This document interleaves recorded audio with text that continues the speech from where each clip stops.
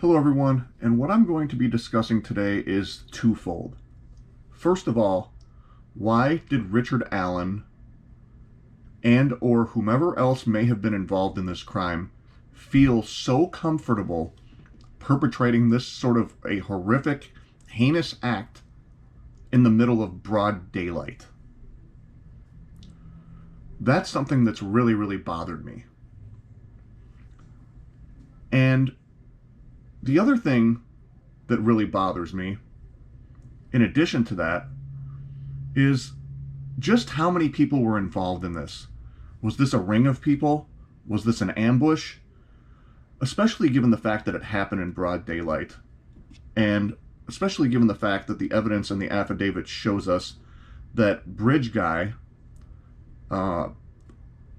if it is Richard Allen, allegedly spent well over an hour at or near the crime scene after the fact, and that the bodies were staged. So let's get into this. Before I do, I'm just going to show you this list that I've compiled here. And this is in 4K, so you can read what I've written. And I'm going to go over each one of these point by point, just some notes that I've taken here. Anyhow, let's get right into it.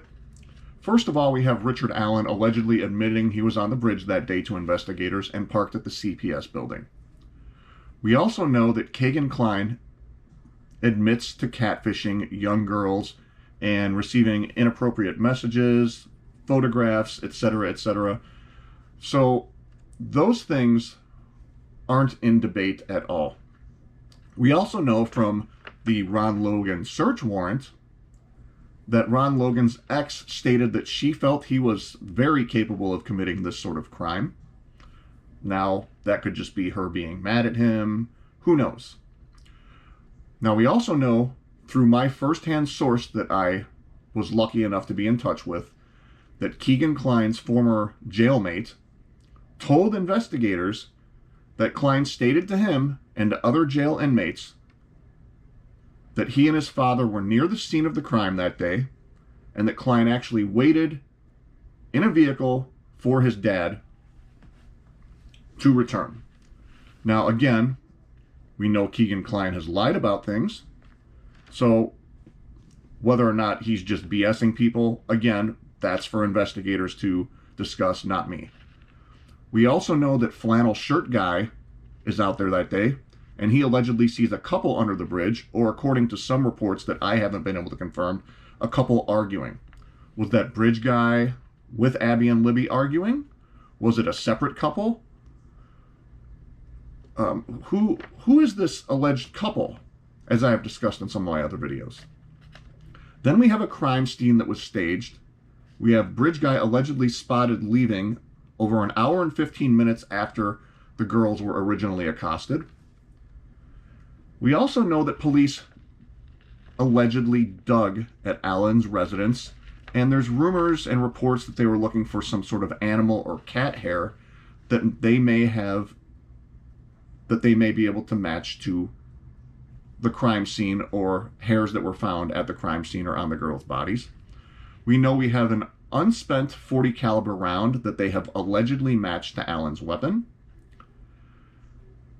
And I don't want to keep throwing more and more names out there, but we also have the Pat Brown story, people reporting that he parked his vehicle at the cemetery sometime in the time frame between the afternoon and the evening hours. Again, I'm not accusing him, I'm not accusing anybody, I'm just sharing the information that's out there, okay? And the reason I'm doing this is because I really want to know at this point. We know law enforcement has said that they believe that there are other actors involved. And they use the word actors plural, which makes me wonder, how big of this, or how big is this? Is this a ring of people? Was this an ambush? Was that why they all felt so comfortable doing this sort of thing in broad daylight, knowing that they kind of had a perimeter set up, that there were multiple people out there to where they could kind of control the crime scene? I've heard other channels claim they have sources, and again, they don't name them, of course, like I attempt to. They claim that they have sources stating that this was an abduction gone wrong, that this may have involved Klein or the Kleins, Allen, and even potentially Ron Logan on some level. Now, again, Ron is not here with us anymore. He passed away, so he's not here to defend himself. And again, I want to caution and remind everybody ad nauseum, I am not accusing anyone of this crime. I am discussing the known information that is out there. But again, why did they all feel so comfortable, or why did at least Allen allegedly feel so comfortable being out there allegedly behaving in this manner in broad daylight? That's really, really stuck with me.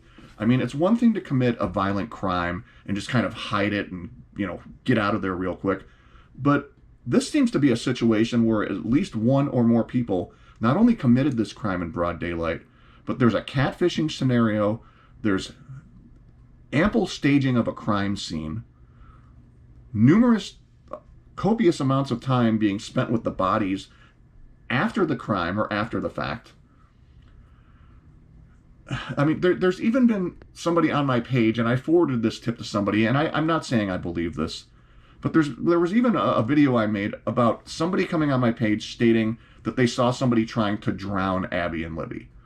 And again, it sounds like it's just absolutely batshit crazy, but what if there's some sort of truth to it, which is why I forwarded it to investigators? What if there was an ambush? What if that's how they were able to silence the girls? Now, I know investigators have their hands full going down every single avenue. They've got to fight against all the reasonable doubt that's out there. But I want to know what you all think. Just exactly why were they so comfortable committing this crime, or was he this comfortable committing this crime in broad daylight? Is it because there were a bunch of other people involved? I'll tell you what, I just pray that investigators are able to make additional arrests if there were other people involved. Rest in peace to Abby and Libby. To the families, keep fighting for the truth. I'm so sorry you've had to go through this. God bless you all, and have a great day.